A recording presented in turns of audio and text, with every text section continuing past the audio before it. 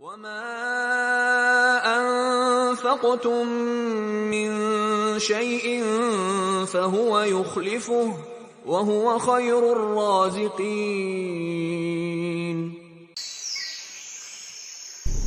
Assalamualaikum warahmatullahi wabarakatuh. Saudaraku kaum muslimin yang semoga kita senantiasa dirahmati oleh Allah Subhanahu wa taala. Saat ini pondok kami, Pondok Pesantren Jabal Uhud Al-Islami yang bertempat di Kelurahan Tiban Lama, Kecamatan Sekupang, Kota Batam, memiliki dua proyek pembangunan. Proyek yang pertama yaitu pembangunan gedung setinggi 2 lantai, di mana gedung ini akan dipergunakan oleh para santri putri penuntut ilmu dan penghafal Al-Quran sebagai asrama dan lokal yang nantinya akan terkoneksi dengan Masjid Putri. Bisa kita lihat bersama, pembangunan saat ini sedang berlangsung dan telah sampai pada tahap pengecoran lantai dasar. Adapun proyek yang kedua yaitu pembangunan tandon yang digunakan untuk penampungan air. Dan tandon ini merupakan proyek tahap kedua, di mana tahap pertama sudah terbangun, dan tentu saja pembangunan ini diperlukan dan dibutuhkan karena seiring bertambahnya jumlah santri, tentu kebutuhan akan air konsumsi akan semakin bertambah pula. Dan saudaraku kaum muslimin, kelancaran semua proses pembangunan ini tidak akan berjalan tanpa pertolongan Allah Subhanahu wa ta'ala, kemudian kaum muslimin para dermawan semuanya. Dalam rangka memfasilitasi para penuntut ilmu dan penghafal Al-Quran tersebut, kami mengajak kepada segenap kaum muslimin untuk sama-sama berpartisipasi dengan menginfakkan hartanya dalam pembangunan gedung asrama dan tandon air ini. Rasulullah SAW bersabda di dalam hadis yang diriwayatkan oleh Imam Al-Bukhari dan Muslim dari sahabat Zaid bin Khalid Al-Juhani, Rasul berkata, "Man jahaza ghaziyan fi sabilillahi faqad ghaza, wa man khalafa ghaziyan fi sabilillahi bi khairin faqad ghaza." Barang siapa yang membantu perlengkapan orang yang berjihad di jalan Allah, maka sungguh dia juga telah ikut berjihad. Dan barang siapa yang membantu keluarga seorang yang berjihad di jalan Allah dengan suatu kebaikan, maka dia pun juga telah ikut berjihad. Ibnu Utsaimin rahimahullah berkata, pelajaran yang bisa dipetik dari hadis ini bahwasanya setiap orang yang menolong orang lain dalam melaksanakan ketaatan kepada Allah, maka dia akan mendapatkan pahala yang sama dengan orang-orang yang ditolongnya. Saudaraku yang semoga dirahmati oleh Allah Subhanahu wa taala, apabila kita menolong seorang penuntut ilmu dalam menyediakan fasilitas asramanya, kemudian fasilitas minumnya, maka insya Allah kita pun akan mendapatkan pahala seperti pahala yang didapati oleh para penuntut ilmu tersebut tanpa mengurangi pahala mereka sedikit pun. Mudah-mudahan Allah Subhanahu wa taala menghadiahkan keikhlasan kepada kita semua. Aqulu qauli hadza, tsumma assalamu alaikum warahmatullahi wabarakatuh.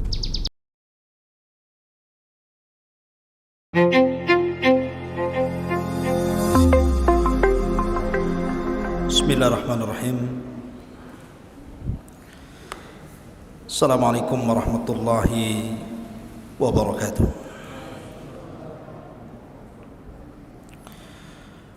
Alhamdulillah wassalatu wassalamu ala Rasulillah wa ala alihi wa sahbihi wa mawalah, wa la hawla wa la quwata illa billahi wa ba'du. Alhamdulillah, di malam hari ini dengan izin Allah Subhanahu wa taala kembali kita bisa dipertemukan di Masjid Muhajirin, dan tema di malam hari ini kita akan membahas tentang penyihir yang pernah menyihir Nabi sallallahu alaihi wasallam, Labid ibn Aqsam, seorang Yahudi yang menyakiti Nabi SAW dengan sihirnya. Siapa Labid bin Aqsam? Bagaimana kisah sihir ini terjadi dan bagaimana bisa lepas sihir ini dari Nabi SAW?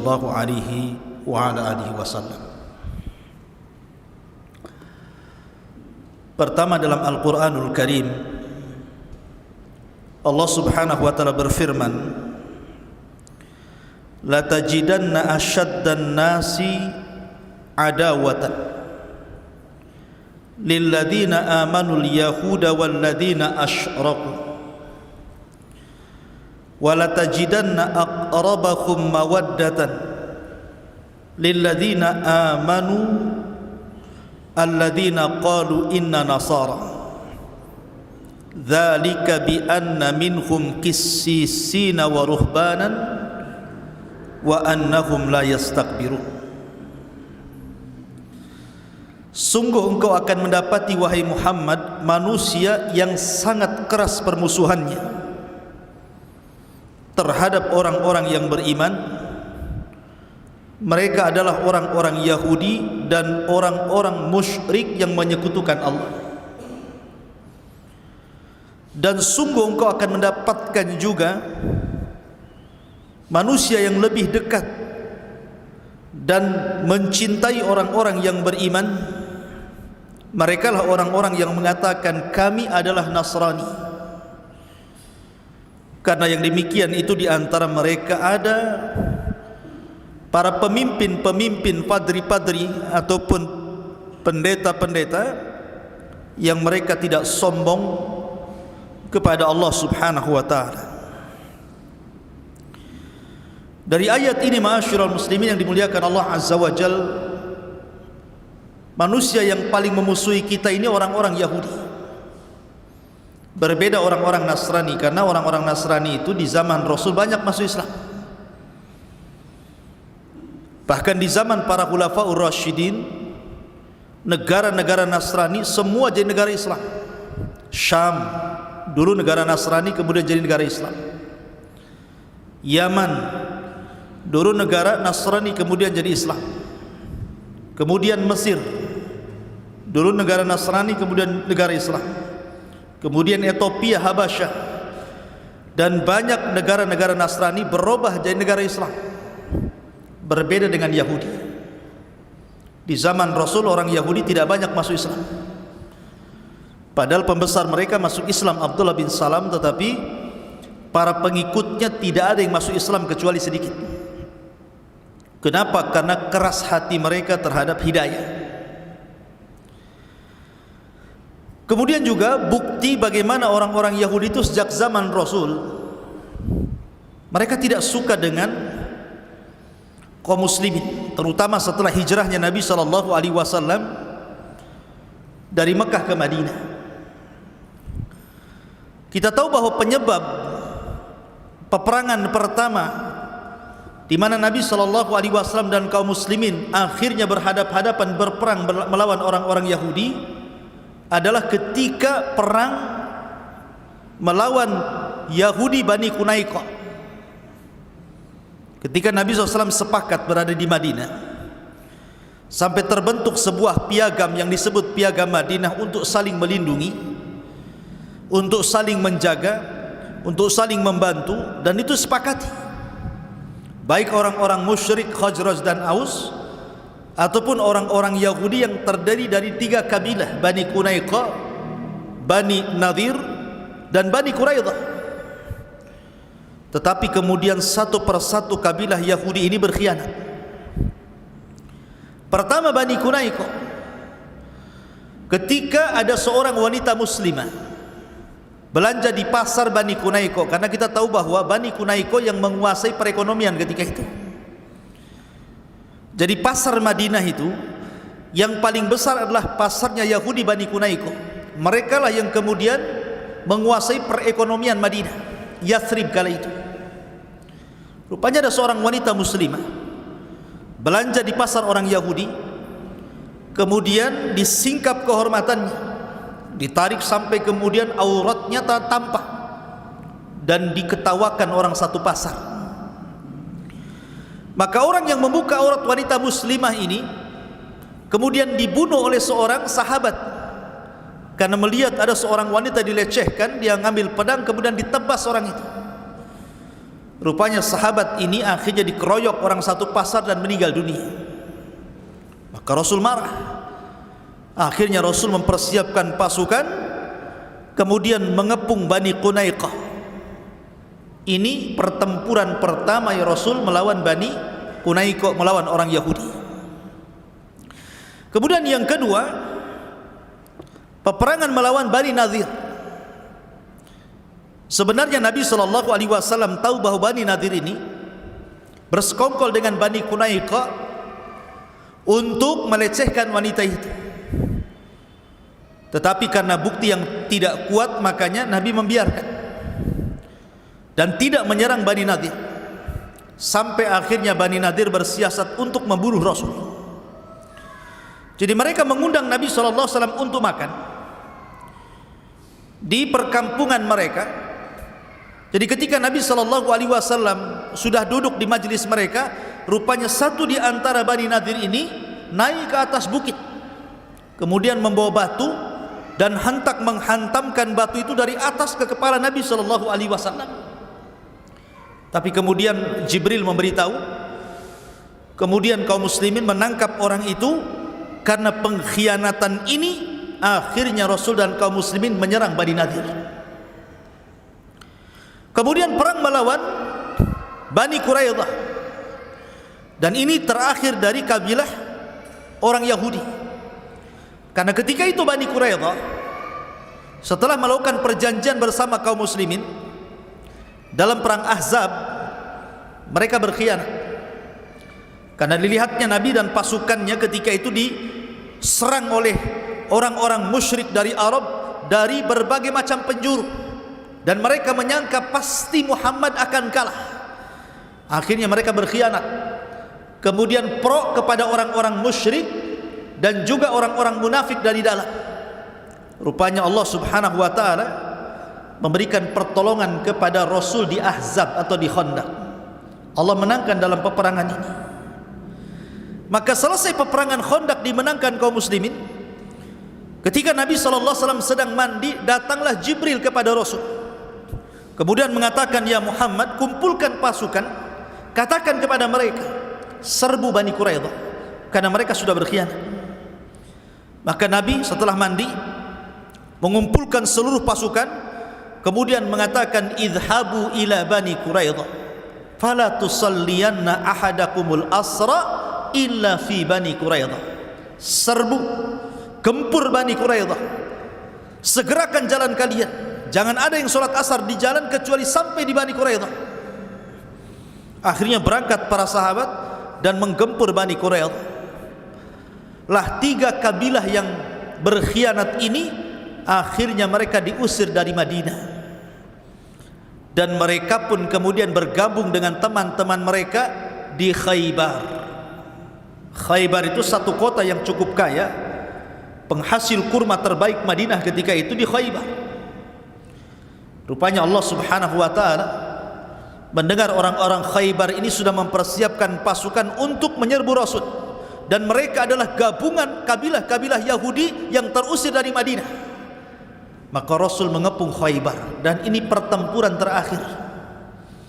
Rasul melawan orang-orang Yahudi di Khaybar, dan Allah menangkan di tangan Ali radhiyallahu an, sehingga benteng Khaybar hancur. Kemudian Rasul bisa mengalahkan Khaybar. Asyrul muslimin yang dimuliakan Allah Azza wa Jalla, lihat bagaimana orang-orang Yahudi berusaha di zaman Rasul menyakiti Rasul. Bahkan setelah kemudian perang Khaybar, tiba-tiba Nabi SAW kemudian diundang oleh seorang wanita namanya Zainab bintul Harith, orang Yahudi. Zainab bintul Harith bertanya soal makanan yang disukai Nabi. Maka kemudian orang-orang menyebutkan bahwa Rasul itu suka pahanya daging kambing. Rasul itu suka daging kambing. Jadi kalau antum suka daging kambing, itulah makanan kesukaan Rasul. Ya. Tapi orang Arab kan tidak neko-neko ya, kambingnya dibakar gitu saja dimakan. Kalau kita kan dimacam-macam ya. Digulai, dirawon, dimacam-macam gitu. Jadi Rasul itu suka dengan paha kambing. Maka wanita ini langsung mempersiapkan paha kambing untuk Nabi, untuk disedekahkan maksudnya. Tapi Rasul tidak menerima sedekah. Keluarga Rasul tidak menerima sedekah. Rasul itu hanya menerima hadiah. Maka kemudian wanita ini akhirnya memasak kambing banyak-banyak, kemudian mengundang Nabi SAW dan sebagian para sahabat untuk makan di rumahnya. Setelah kemudian wanita ini melumuri racun di paha kambing itu, maka kumpullah para sahabat Rasul. Kemudian makanan pun dihidangkan di hadapan mereka. Kemudian Nabi SAW mencicipi sedikit dari daging kambing yang beracun itu. Tiba-tiba Allah Subhanahu wa ta'ala membuat bicara kambing itu. Jadi paha kambing itu tahu-tahu bicara. Dan itu mukjizat Nabi ya. Tiba-tiba kemudian paha kambing ini berbicara dan memberitahu bahwa di dalam dirinya ada sum, ada racun. Maka Rasul langsung terdiam, tapi masa sudah terkunyah sebagiannya. Maka Rasul mengatakan kepada para sahabat, "Auqaf, jangan makan lagi. Sesungguhnya daging ini memberitahu saya bahwa dia ada racunnya." Rupanya ada seorang sahabat yang terlanjur memakan sama dengan Nabi SAW, dan 1 tahun setelahnya dia meninggal dunia akibat racun itu. Tapi Rasul memiliki fisik yang kuat sehingga lama dia meninggal akibat racun itu.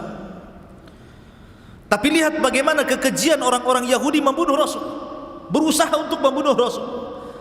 Tapi Allah Subhanahu wa ta'ala selamatkan Nabi SAW, hatta racunnya seorang Zainab bintul Harith tidak berpengaruh kepada Nabi SAW. Sampai-sampai Rasul memanggil Zainab bintul Harith, "Apa yang membuat kamu meracun aku?" Kata Zainab, "Engkau sudah membunuh pamanku, sudah membunuh bapakku, sudah membunuh suamiku. Maka aku ingin membunuhmu dengan racun ini. Kalau engkau seorang nabi, pasti akan diberitahu oleh kambing itu. Kalau engkau bukan seorang nabi, kau pendusta, pasti kau akan mati dengan racun itu." Orang wanita ini. Tapi Nabi SAW subhanallah membiarkan wanita ini tidak dibunuh, padahal sudah hendak meracun Nabi SAW. Tapi itu bukti bagaimana orang Yahudi ini menghendaki Rasul SAW untuk supaya celaka. Taib. Sampai akhirnya ketika Nabi SAW pulang dari perjanjian Hudaybiyah,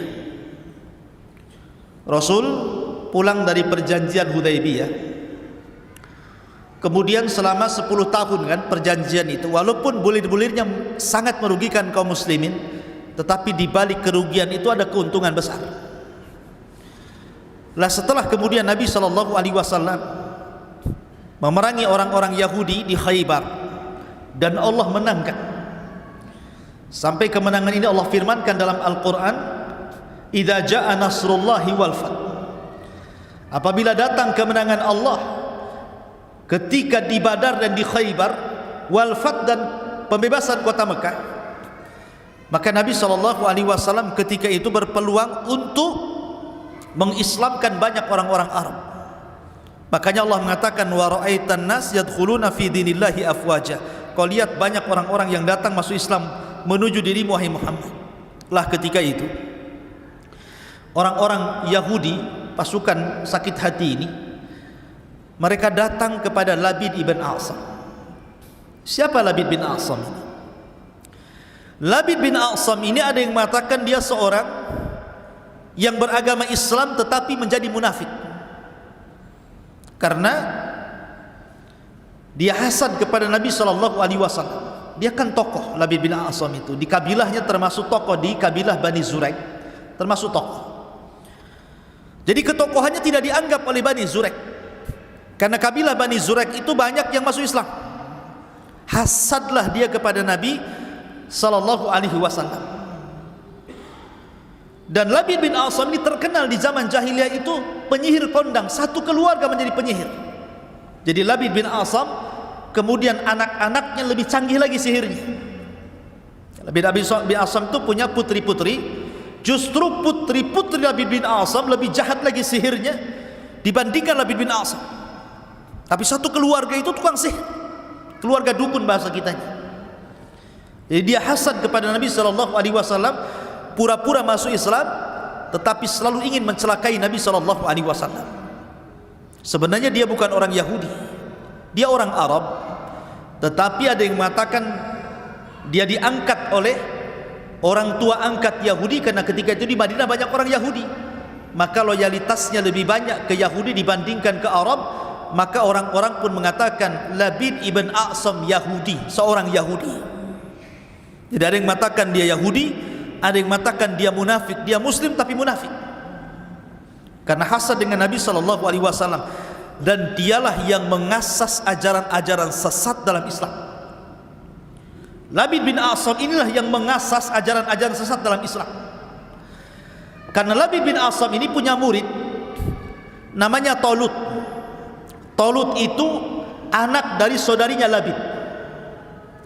Kemudian Talut ini punya murid namanya Aban ibn Sam'an. Aban ibn Sam'an. Kemudian Aban ibn Sam'an ini punya murid namanya Ja'ad ibn Dirham. Ja'ad ibn Dirham, pengasas akidah Jahmiyah. Ja'ad ibn Dirham ini. Dan Ja'ad ibn Dirham ini punya murid namanya Jaham ibn Safwan. Lah dari Jaham inilah lahir akidah yang disebut dengan Jahmiyah.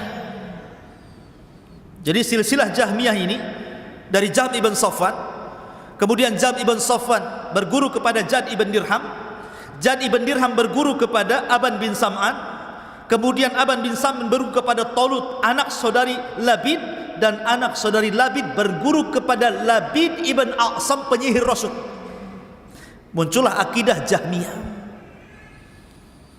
Dan dari Jahmiyah ini lahir akidah Mu'tazilah, yang kemudian di zaman Khalifah Abbasiyah berkembang sampai banyak ulama ahli sunnah dibunuh di zaman itu. Sampai Imam Ahmad bin Hanbal rahimahullahu ta'ala disiksa, bolak-balik masuk penjara, hampir meninggal di penjara Imam Ahmad itu, gara-gara akidah Mu'tazilah turunan daripada akidah Jahmiyah. Jadi yang mengasas akidah ini dari mulai siapa? Labid bin A'sam ini. Bayangkan, dari menyihir Rasul, kemudian menurunkan akidah sampai kepada merusak kaum muslimin setelahnya. Siapa Labid bin A'sam? Hebat sekali. Dia seorang Yahudi dari Bani Zuraik. Lah ketika orang-orang Yahudi ini tersakiti karena diusir dari Madinah, akhirnya mereka tinggal di Khaybar. Belakangan Khaybar pun diserang Rasul, akhirnya takluk dan harus membayar jizyah kepada Rasul dan kaum muslimin. Mereka datang kepada Labid bin A'sam munafik ini dan mengatakan, ya Labid, ya Aba A'sam, ya Abal A'sam, anta asharu minna wa qad saharna Muhammadan fasaharu minna rijalu wan nisa falam nasna syai'an ya Abal A'sam. Wahai Abal A'sam, saya dengar engkau lebih jago sihirnya dibandingkan kami orang-orang Yahudi. Padahal di dunia ini tidak ada sihir yang lebih jago dibandingkan orang Yahudi. Sihir orang Yahudi itu paling parah, paling sakti mungkin bahasa kita, itu sihir Yahudi. Kenapa? Karena mereka yang pertama mempelajari sihir kepada Harut dan Marut. Wattaba'u ma tatlu syayatin ala mulki Sulaiman wa ma kafara Sulaiman walakinna syayatina kafaru yu'allimuna an-nasa sihra wa ma unzila 'alal malakaini bi Babila Harut wa Marut. Jadi yang pertama kali mempelajari sihir itu orang Yahudi Babil, orang Yahudi Irak, kepada Harut dan Marut. Jadi mereka sebenarnya ahli sihir.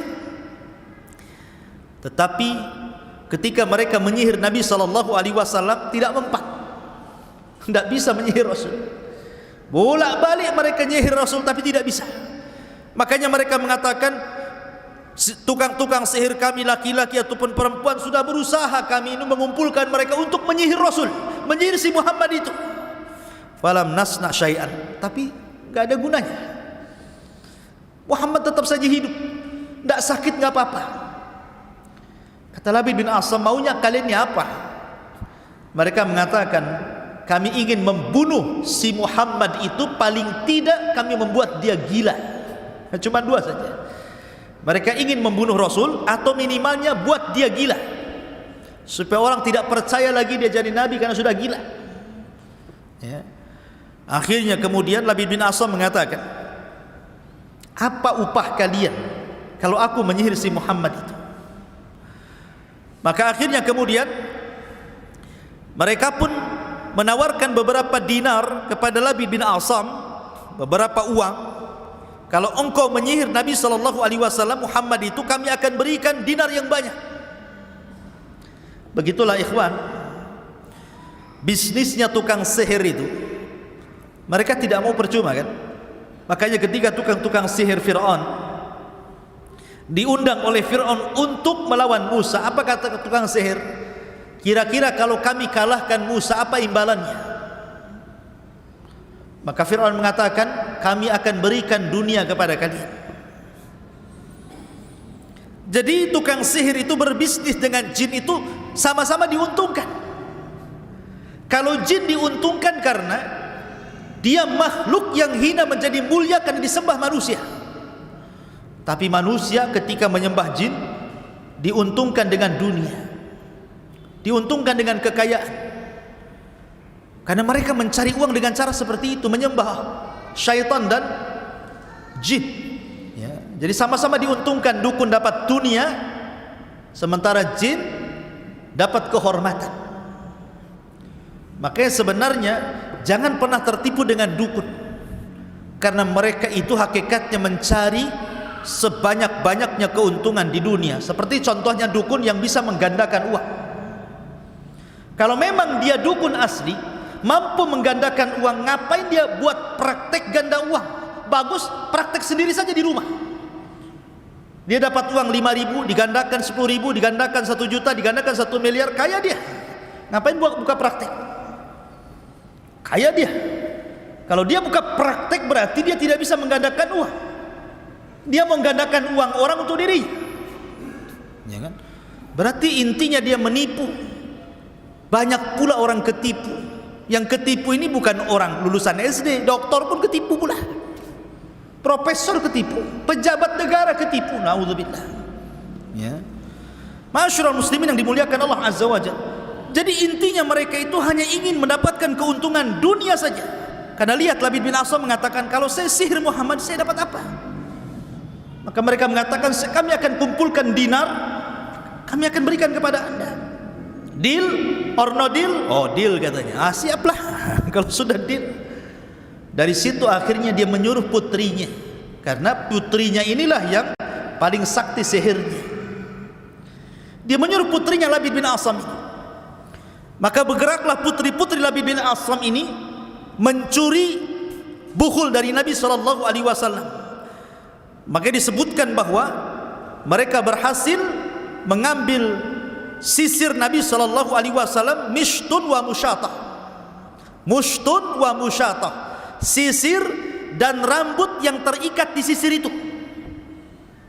Dan jumlahnya 11 rambut yang terikat dari rambut Rasul pada sisir Nabi SAW berhasil dicuri oleh putri-putri Labid bin Asam ini. Dan kata para ulama, sihir yang terdapat buhul ini sihir yang paling bahaya. Sihir kalau sudah menggunakan buhul, dan buhul diambil dari orang yang akan disihir, maka ini sebahaya-bahaya sihir. Lihat, tidak ada yang lebih sakti dukun kecuali yang menyihir Rasul. Caranya seperti itu, diambil buhulnya, ya. Karena orang Yahudi sudah berusaha menyihir Rasul, tidak mempan, gitu ya.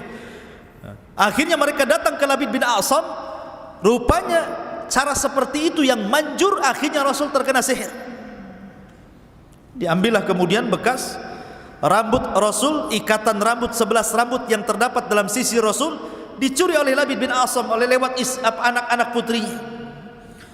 Maka mulailah kemudian Labid bin Asam pun membuat bukhul dengan cara apa? Meletakkan rambut itu di bunga kurma yang laki-laki, dimasukkan di situ, kemudian dibungkus, kemudian diletakkan di sumur yang tidak jauh dari Masjid Nabawi. Ada yang mengatakan sumur itu namanya Darwan, ada yang mengatakan sumur itu namanya Awan, pakai alif, Awan. Ada yang mengatakan Darwan, ya. Tapi yang masyhur sumur itu namanya Darwan, karena di sekitar Masjid Nabi itu banyak sumur. Ada namanya sumur miliknya Abu Talha, Bairuha namanya. Ada sumur Bairuha. Rasul suka wudu di situ. Sampai akhirnya oleh Abu Talha diinfakkan kepada Rasul ketika turun ayat lan tanalul birra hatta tunfiqu mimma tuhibbun. Kemudian di situ juga ada sumur orang Yahudi, ya, namanya sumur rumah. Sumur rumah itu dulu sumurnya orang Yahudi, dan itu sumur yang paling banyak sumbernya. Sampai orang-orang Islam itu beli dari sumur itu. Setiap hari mahal, naik lagi harganya. Sampai akhirnya karena kaum muslimin tidak sanggup beli, Rasul mengatakan man ishtara bi'ra rumah falahul jannah. Siapa yang membeli sumur itu, kujamin dia masuk surga. Berdirilah Utsman bin Affan dan mengatakan fa ana ashtarituha, aku yang akan membelinya wahai Rasul. Maka Rasul membelinya dengan cara yang luar biasa, perdagangan taktik yang luar biasa. Utsman bin Affan karena kecerdasannya, dia mampu membeli sumur itu, padahal orang Yahudi tidak mau jual sumur itu. Gimana nggak mau jual hasilnya tiap hari? Tapi dengan kecerdasan Utsman bisa merayu orang Yahudi menjual sumur itu. Awalnya dia datang kepada orang Yahudi, sudahlah beli saja, jual aja sumurmu itu. Nggak mau, gimana gitu? Hari-hari dapat untung kok mau saya jual pula. Akhirnya dengan kepiawaian Utsman, sudah gini saja, dari jam sekian ke jam sekian saya beli. Berapa maunya? Umpamanya dari pagi sampai duhur berapa? Nanti dari duhur ke asar ambil lagi. Saya mau jam segini saja, aku beli berapa kau mau? Akhirnya mikir dia, oh boleh juga, daripada satu-satu saya dapat duit, bagus satu orang tapi sama nilainya. Ya sudah, sekian, lebih besar dibandingkan kalau seandainya orang beli dapat separuh. Anggaplah namanya satu hari dia dapat 5 juta, kata Utsman saya beli 10 juta dari jam 7 sampai jam 12 umpamanya. Oke. Setelah deal, kata Utsman bin Affan, diumumkan kepada kaum muslimin, dari jam 7 ke jam 12 kalian ambil air, selebihnya jangan ambil air. Akhirnya apa? Semua kaum muslimin, ketika waktu dibelinya Utsman dari jam sekian ke jam sekian, semua kaum muslimin ambil air. Sudah penuh di rumah-rumah air, dari jam sekian ke jam sekian tidak ada satupun yang beli. Bankrupt lah orang Yahudi ini. Lama-lama, ya sudahlah, aku jual aja sama kamu semua, karena nggak ada yang beli. Kecerdasan Utsman akhirnya mampu menguasai sumur orang Yahudi ini, sumur rumah. Itu juga dekat dengan Masjid Nabawi. Lah ada juga sumur Darwan namanya. Itu sumur yang punya Bani Zurek, tanahnya dekat Masjid Nabawi. Lah Labid bin A'sam ini meletakkan buhulnya di sumur itu, sumur Darwan, menunjukkan bahwa buhul itu tidak jauh-jauh dari orang yang akan disihir. Akhirnya setelah diletakkan di sumur itu, mulailah Nabi SAW ada pengaruh dari sihir itu. Ada yang mengatakan 40 hari, ada yang mengatakan 6 bulan, ada yang mengatakan 1 tahun. Riwayat Zuhri mengatakan 6 bulan. Jadi ada yang mengatakan 1 tahun. Bayangkan, Rasul tidak sadar kalau dia tersihir selama 6 bulan, ada yang mengatakan sampai 1 tahun. Bayangkan, nggak terasa kalau dia tersihir. Cuman Nabi SAW itu terpengaruh dari badannya, fisiknya melemah. Dalam riwayat itu, dalam riwayat Bukhari Muslim, contohnya ketika dia hendak mendatangi istrinya, dia tidak sanggup, melemah kondisinya gitu ya. Dia tidak bisa mendatangi, mungkin bahasa kitanya tiba-tiba dia impoten gitu ya, tidak sanggup melakukan hubungan dengan suami istri, langsung melemah. Karena memang sihir itu disebutkan dalam Al-Quran, yufarriquna bihi bainal mar'i wa zawji, memisahkan suami istri. Jadi Rasul semakin hari semakin melemah, tidak bisa mendatangi istrinya. Akhirnya Yang mempengaruhi sihir itu ke badan Rasul, bukan ke pikirannya. Kalau pikirannya sehat, otaknya waras, pikirannya sehat, jadi nggak pengaruh dengan wahyu sama sekali. Cuman badannya melemah saja. Artinya bahwa yang diserang itu badan, bukan pikiran, menunjukkan bahwa wahyu Allah Subhanahu wa taala tidak pengaruh. Hanya fisik Rasul saja yang melemah. Melemah semakin hari melemah, semakin hari melemah. Akhirnya kemudian Aisyah radhiyallahu anha heran. Bertanyalah Aisyah radhiyallahu anha, Rasul, kamu ini semakin hari semakin aneh, fisikmu semakin lemah. Coba kau berdoa kepada Allah, minta fatwa, ada apa dengan kamu itu? Akhirnya kemudian Rasul pun ketika disarankan Aisyah radhiyallahu anha, mulai ba'da isya dia salat, kemudian dia berdoa sampai mendekati fajar. Kemudian dia tertidur. Ketika mendekati fajar dia tertidur. Dalam tidurnya itulah ditampakkan kepada Rasul bukhulnya Labid ibn A'sam. Dalam tidurnya Rasul ditampakkan bukhulnya Labid bin A'sam yang diletakkan di sumur Darwan itu. Lah ketika itulah turun malaikat Jibril dan Mikail. Dalam riwayat tidak disebutkan dua malaikat, dalam riwayat Jibril dan Mikail turun. Jibril di kepalanya Rasul, Mikail di kakinya Rasul. Kata Jibril, ada apa dengan Muhammad ini? Ada apa dengan Muhammad ini? Maka kemudian kata Mikail, suhir, dia disihir. Dalam hadis itu matbub. Matbub itu semacam optimisme lah. Dibilang gimana kondisimu? Alhamdulillah, padahal dia sakit. Itu namanya optimis kan, supaya sembuh. Maka bahasa Arabnya matbub. Matbub itu diobati maksudnya. Tapi sebenarnya dia kena sihir. Bahasa kitanya dia terkena sihir, wahai Jibril. Kata Jibril, siapa yang menyihirnya? Kemudian Mikail mengatakan, Labid ibn A'sam, seorang Yahudi dari Bani Zurek. Kemudian dengan apa bukhulnya? Kemudian kata Mikail, bimushtin wa musyatah, dengan sisir dan rambut yang terikat di sisir itu. Kemudian di mana diletakkan bukhul itu?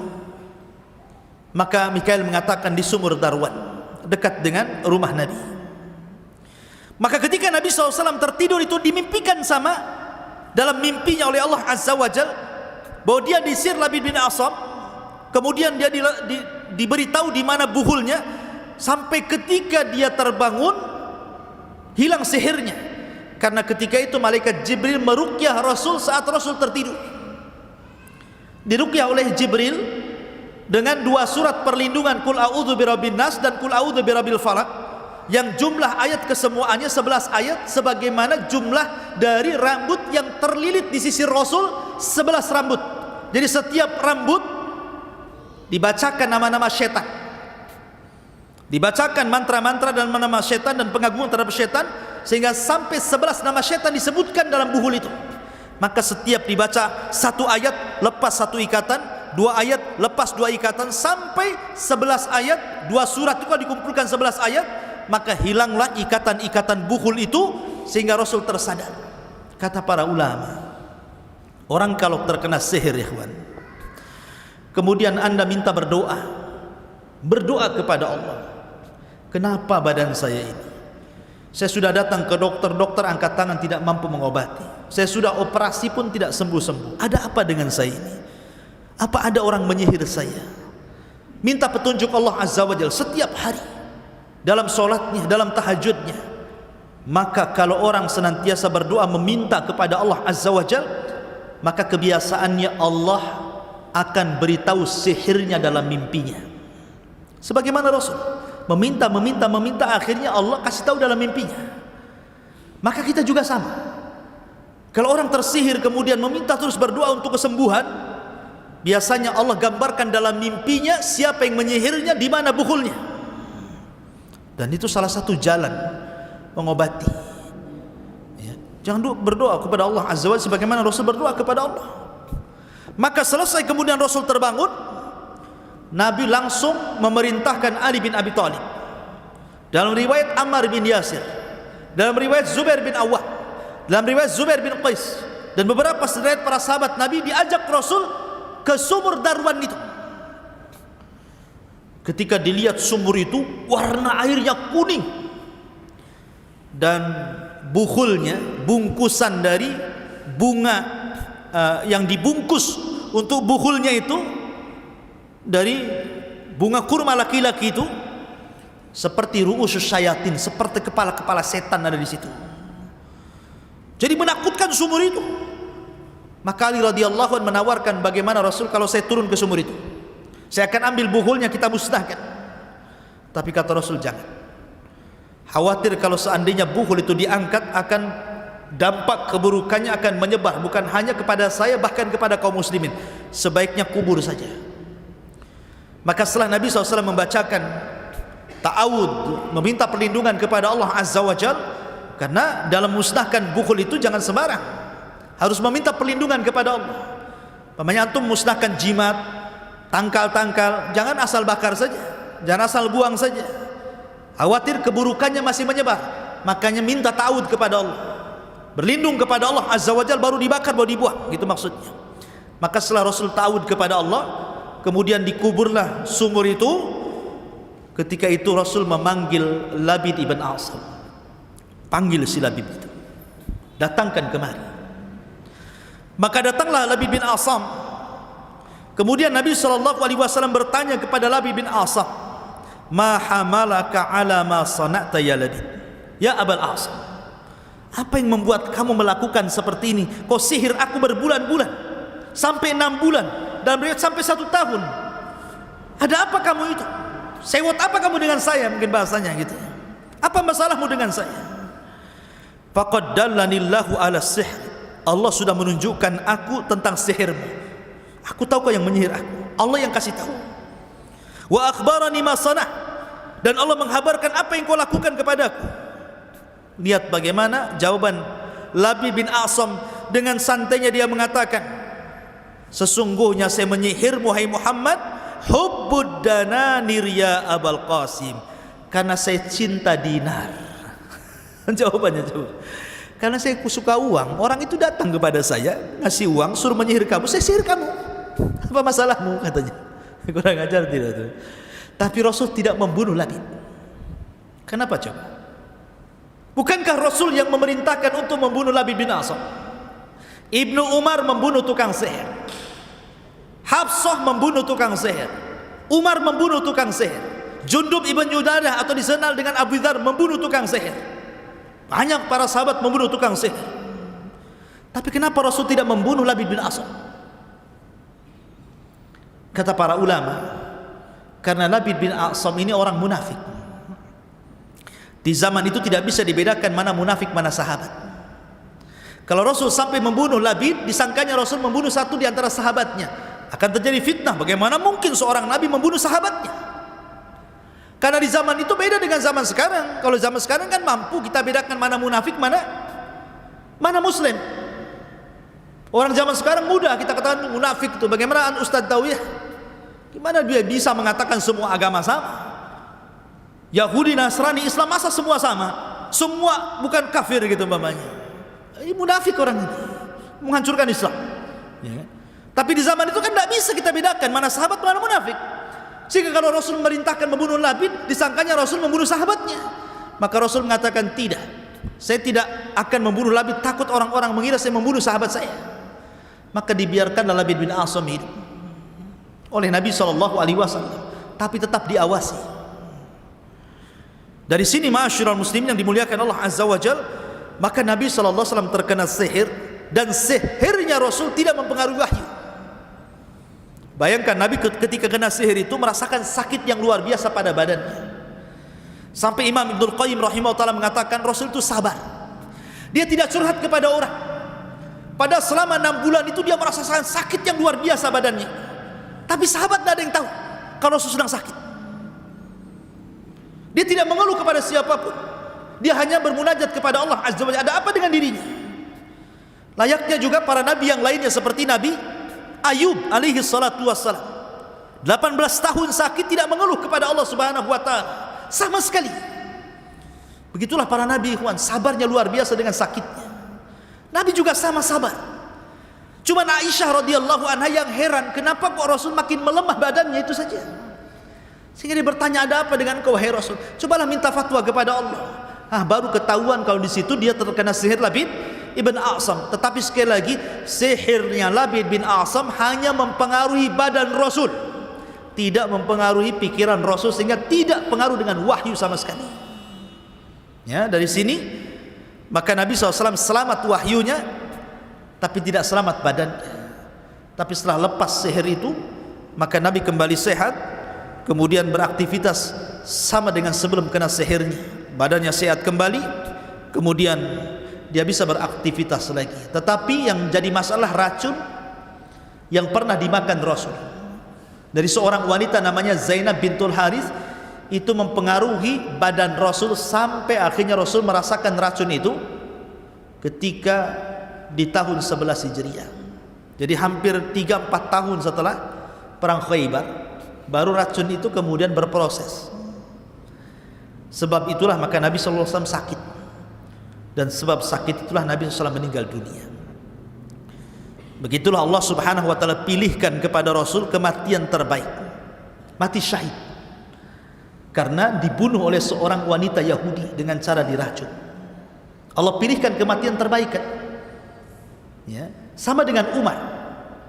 Umar itu berdoa kepada Allah, ya Allah, matikan aku dengan mati syahid di negeri yang dihijrahkan Rasul di situ. Pertanyaannya, siapa yang mau menyerang Madinah di zaman Umar sehingga Umar meminta mati syahid di Madinah? Padahal Umar itu menguasai Persia dan Romawi. Siapa yang berani menyerang Madinah coba? Dan kapan kemudian Umar akan syahid kalau tidak ada yang berani menyerang kota Madinah, gitu ya?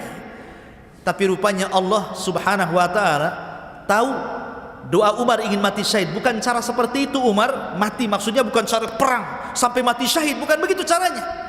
Tapi diutusnya seorang majusi namanya Abu Lu'lu untuk membunuh Umar saat sholat subuh, ditusuk dari belakang. Dengan sebab tusukan Abu Lu'lu itu Umar meninggal. Ketika dia mendengar, Umar, siapa yang membunuh saya? Kata Ibnu Umar putranya, Abu Lu'lu. Kata Umar, oh, Maula Mughirah, maksudnya budaknya Mughirah yang kafir itu. Kata Ibnu Umar, ya. Langsung dia mengatakan, alhamdulillah alladzi qatalani rajulun lam yasjud lillahi walau kana sajda. Segala puji bagi Allah yang membunuhku ada seorang laki-laki yang tidak pernah sujud walaupun satu kali. Artinya dia mati syahid.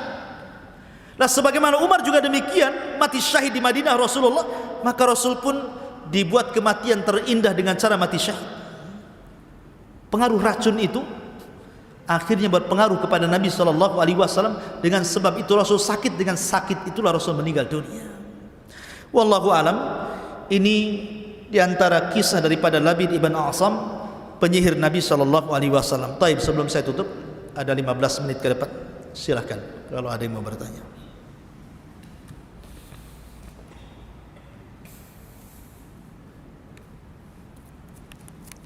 Iya, silakan.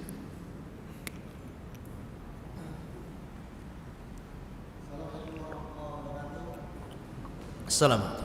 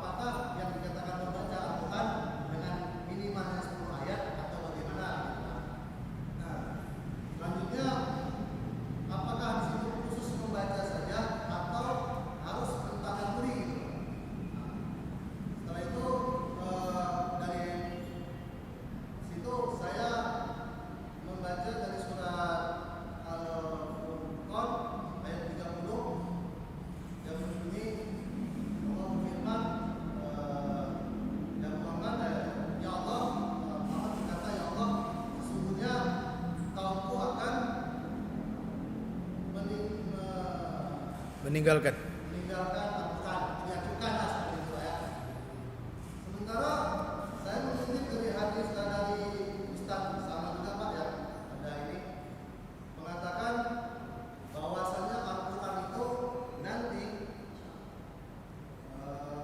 ada manusia yang tidak sama sekali membaca Al-Quran, ada manusia yang membaca Al-Quran tapi tidak memahami, ada manusia yang membaca Al-Quran memahami tapi tidak mengamalkan, ada manusia yang membaca Al-Quran memahami, mengamalkan tapi tidak mengajarkan. Itu sama saja meninggalkan Al-Quran. Mohon penjelasan. Iya.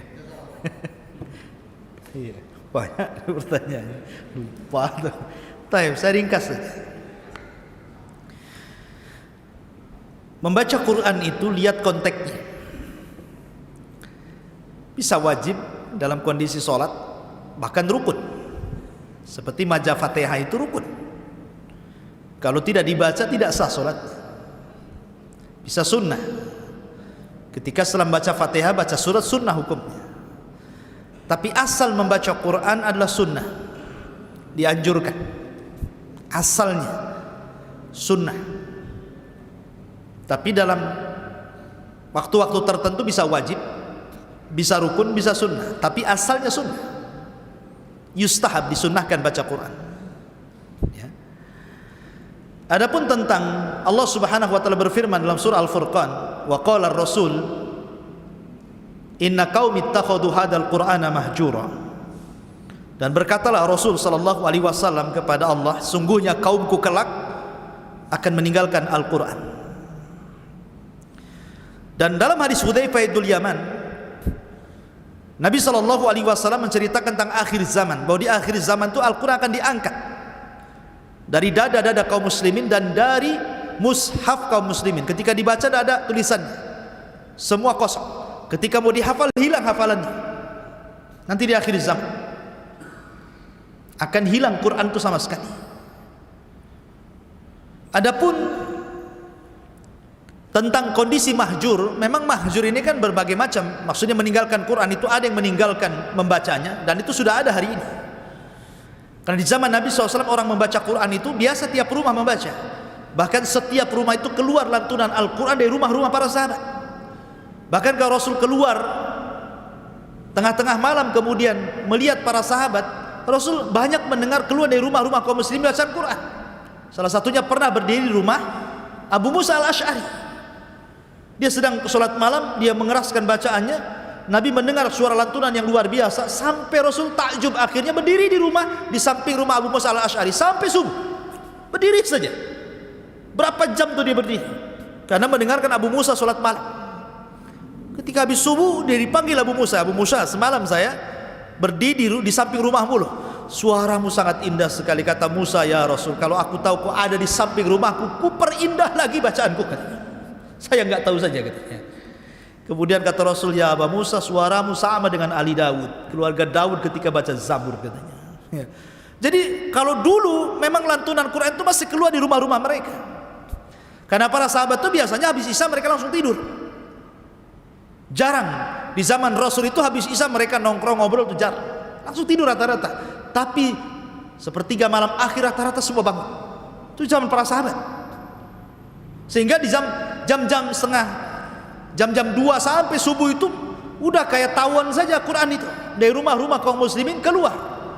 Tapi di zaman sekarang, kira-kira apa yang keluar sepertiga malam dari rumah-rumah kaum muslimin? Pertanyaannya, apa yang keluar? Paling orang ngorok, musik-musik, handphone, apalagi yang keluar. 1-2 saja yang ngaji Quran itu. Dari sini Al-Quran sudah mahjur. Dari sini saja sudah mahjur, kan itu sudah ditinggalkan. Oke lah, itu sepertiga malam, terlalu malam. Hari-hari saja. Sekarang yang rajin baca Quran itu yang di pondok-pondok saja, ataupun anak-anak TPQ yang ngaji ke masjid. Tapi di rumah-rumah kaum muslimin kalau tidak datang Ramadan gak akan orang baca Quran. Ramadan saja yang ke masjid yang baca Quran. Tapi minimalnya ketika Ramadan walaupun tidak baca Quran, dengarlah orang baca Quran. Dari situ saja sudah mahjur. Quran itu sudah ditinggalkan. Kemudian secara pengamalan, ketika Al-Quranul Karim mengharamkan zina, mengharamkan LGBT, mengharamkan pencurian, kemudian meletakkan hukum-hukumnya. Lihat, Allah Subhanahu wa ta'ala ketika mengharamkan LGBT, fahisyah, tidak orang yang sudah menikah atau yang belum menikah, anak muda atau yang sudah menikah, tetap dirajam sampai mati. Ambil ke tempat yang paling tinggi, jatuhkan sampai mati. Sekarang apa yang terjadi LGBT? Ada yang menangkap LGBT di jalan-jalan? Banci-banci kaleng itu di jalan-jalan ada yang nangkap? Nggak ada. Yang ada antum digodai. Bang, kemana bang? Katanya. Itu pula digodain sama banci kaleng itu. Justru kalau seandainya dipermasalahkan masalah ini, antum kena HAM. Ini hak asasi manusia. Kan gitu, kebebasan. Ini sudah mahjur, secara hukum aja mahjur. Ketika ada orang berteriak harus potong tangan, harus rajam, ini apa ini? Ini agama ini kok radikal, sadis, ya kan? Baru berteriak mau menerapkan, belum diterapkan baru mau. Wah, sudah macam-macam. Ya, ini sudah mahjur. Jadi kalau cerita mahjur, ya hari ini sudah mahjur Quran itu. Memang sudah mahjur. Ya, hanya orang-orang yang Allah rahmati saja yang masih mengamalkan Quran. Intinya bahwa jangan sampai kemudian kita membaca Quran rupanya sudah tidak ada tulisannya. Ya. Adapun yang tadi Anda katakan bahwa ya memang Quran itu diturunkan untuk diibadahi bacaannya. Maknanya paham ataupun tidak paham, orang baca Quran itu berpahala. Anda tidak paham isinya, tidak paham tafsirnya, tidak paham maknanya, tapi Anda ingin baca Quran, maka setiap satu huruf dapat 10 kebaikan. Man qara'a harfan min kitabillah falahul hasanatu bi asyri amsalihha. La aqulu alif lam mim harfun walakin alifun harfun lamun harfun mimun harfun, kata Rasul. Siapa yang membaca satu huruf, kata Rasul, maka dia dapat satu pahala yang dilipat gandakan 10 kali lipat. Saya tidak katakan alif lam mim satu huruf. Alif satu huruf, lam satu huruf, mim satu huruf. Artinya setiap satu huruf dalam Quran dapat 10 kali lipat kebaikan. Paham ataupun tidak paham. Bahkan orang yang tertati-tati baru belajar Iqra saja, setelah dia bisa Iqra, mulai dia baca Al-Fatihah. Dengan susahnya dia makhrajnya, susah dia baca, susah merangkainya. Rasul mengatakan walladzi yatata'u fihi lahu ajran. Siapa yang susah baca tetap dapat 2 pahala. Pahala kesungguhan dia baca dan pahala huruf Quran yang dia baca. 2 pahala dia dapat. Ya kan? Jadi Quran itu tetap dapat pahala. Tapi kalau dibaca bukan digantung. Kalau digantung begini nggak dapat pahala. Antum baca baru dapat pahala. Ya. Pemain ayat kursi antum gantung di atas anggaplah di atas jendela gitu. Kalau digantung saja nggak dapat pahala kan gitu. Kecuali kalau digantung tiap hari antum naik Allahu la ilaha, itu berapa pahala antum? Kalau dibaca. Untuk apa antum gantung ayat kursi di situ kalau nggak dibaca? Enggak Ustaz, biar setan tidak lewat jendela. Lah kan lewat pintu. Digantung lagi di pintu, lewat belakang. Gantung di belakang, lewat kamar. Nggak bisa lewat ventilasi, nggak bisa lewat atap kan. Akhirnya semua gantungan ayat kursi. Ini dari mana akalnya? Cukup baca Al-Baqarah, satu isi rumah setan kabur, kata Rasul. Sibuk gantung-gantung. Rasul mengatakan man qara'a surat Al-Baqarah, siapa yang membaca surah Al-Baqarah, yanfiru anhu syaitan, setan akan lari dari rumah kamu. Jadi yang dibaca itu yang buat setan lari, bukan yang digantung. Karena hadisnya tidak ada yang digantung. Maka di sini ikhwatu fiddin, jadi Quran itu diturunkan untuk diibadahi bacaannya. Syukur-syukur kalau sampai dipelajari, syukur-syukur kalau diamalkan, syukur-syukur sampai kalau didakwahkan kan. Ini minimal kecilnya sajalah dibaca. Kalau sudah tidak dibaca lagi, kiamat dunia ini. Kan itu tanda-tanda kiamat, orang-orang sudah meninggalkan Quran. Ya, wallahu alam. Dan ini pembahasan tersendiri tentang masalah Quran, saya kira cukup, sudah jam 9. Subhanakallah bihamdika asyhadu an la ilaha illa anta astaghfiruka wa atubu ilaik.